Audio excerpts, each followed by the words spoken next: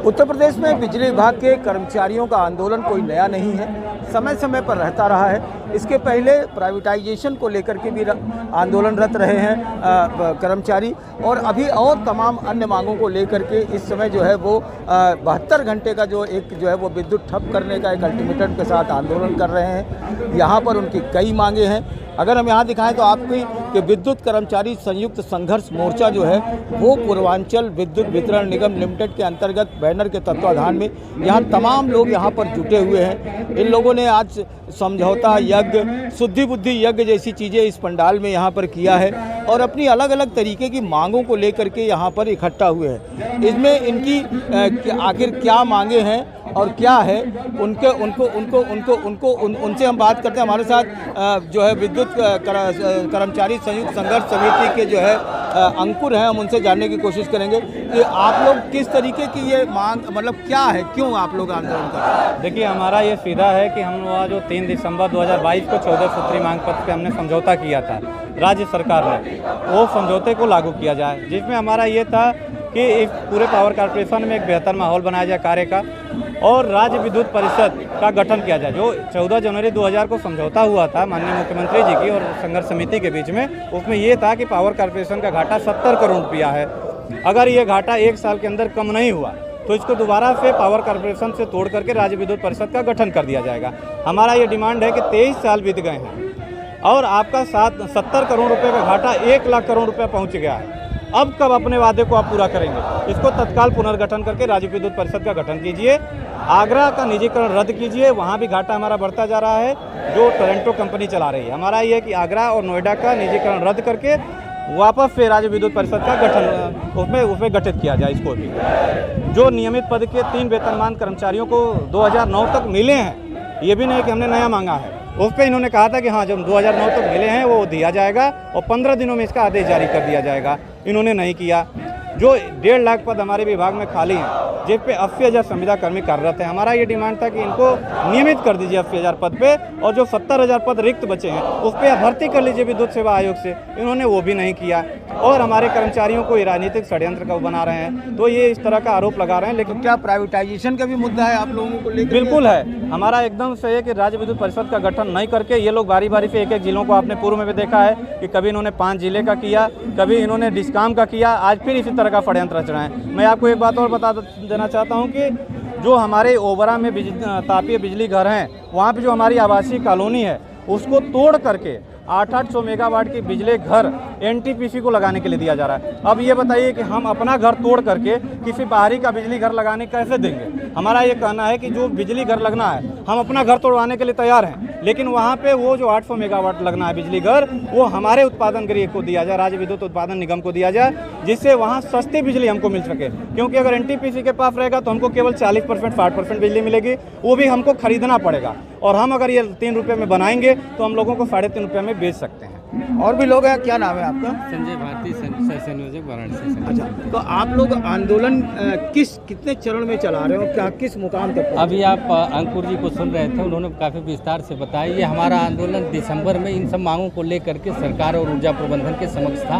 उस समय भी लगभग बहुत ही लोकतांत्रिक तरीके से लगभग 2 महीने पहले नोटिस दी गई थी सरकार को, ऊर्जा प्रबंधन को, और चरणबद्ध तरीके से सरकार का ऊर्जा प्रबंधन का ध्यान आकृष्ट कराने का काम किया था और लास्ट में हमने कार्य बहिष्कार किया था।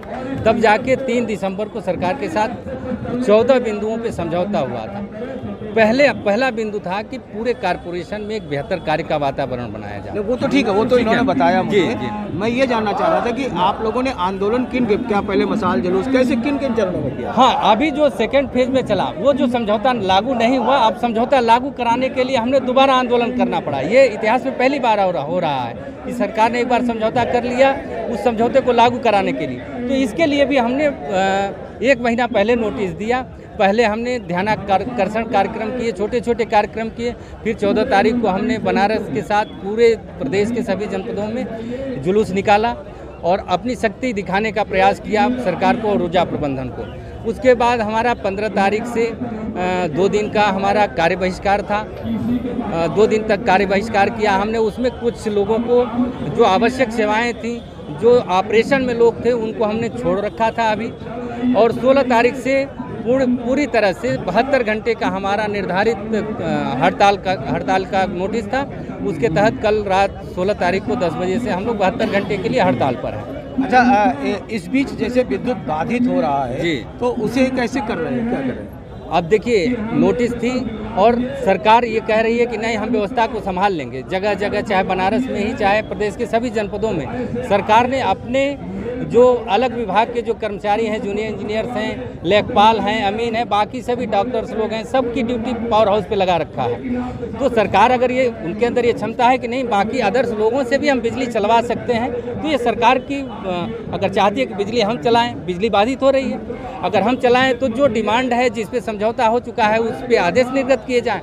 और अगर लगता है कि नहीं, बिजली वो खुद चला सकते हैं, तो लेखपाल साहब को उन्होंने लगा रखा है, डॉक्टर साहब को लगा रखा है, सिंचाई विभाग के PWD पुलिस को तो लगा ही रखा है। पुलिस तो सबके रक्षा में खड़ा ही है, तो वो लोग बिजली चलाएं। अच्छा, ये आंदोलन आप लोग अगले चरण कहाँ तक ले जाएंगे? देखिए, अभी हमारा सांकेतिक हड़ताल है, 72 घंटे का टाइमलाइन फिक्स है, लेकिन इस बीच अगर किसी के साथ उत्पीड़नात्मक कार्रवाई होती है तो ये पहले से निर्देश हैं, ये अनिश्चितकालीन में कन्वर्ट हो जाएगा। अनिश्चितकालीन ये हमारी हड़ताल चलेगी।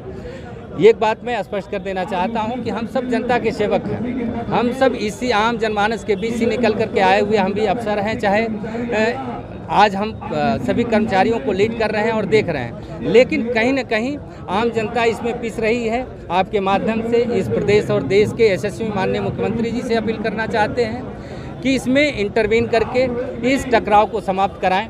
हम सब काम करना चाहते हैं। आपने देखा होगा, कोविड काल में लोगों ने अपने प्राणों की आहुति देकर के लोगों के घरों को ठीक है, तो अब रोशन किया था। मूल मुद्दा ये है कि जो तकरीबन 14 समझौते हुए थे, कम से कम सरकार उसको लागू करे। हाँ, उसमें बहुत फाइनेंशियल कोई चीज़ें नहीं है, सरकारी नीतियाँ हैं, लबो-लुबाब यही है। एकदम बिल्कुल। तो साफ है कि जिस तरीके से आंदोलनरत हैं, अब जो इन लोगों का कहना है कि अगर इसमें जो 14 मांगे पूर्व में की गई थी, जो समझौता किया गया था, तो सरकार ने अगर समझौता किया था तो उन बिंदुओं को उन्होंने सही समझा होगा, तभी तो उन्होंने समझौता किया था। इसलिए उन्होंने चाहते हैं कि उस समझौते को लागू किया जाए। उसके लिए वो लागू नहीं हो, उसके लिए लोग आंदोलनरत हैं। और अगर इस आंदोलन के तहत इनके ऊपर कोई उत्पीड़न की कार्रवाई होती है तो ये अनिश्चितकालीन जा सकते हैं। इस बीच सरकार, पुलिस और दूसरे तमाम महकमे के लोगों से बिजली चलाने की कोशिश कर रही है, लेकिन इस कोशिश में बहुत से ऐसे इलाके हैं जो जहां बिजली नहीं है और लोग परेशान हो रहे हैं। वाराणसी से पुरुषोत्तम के साथ अजय सिंह, NDTV इंडिया।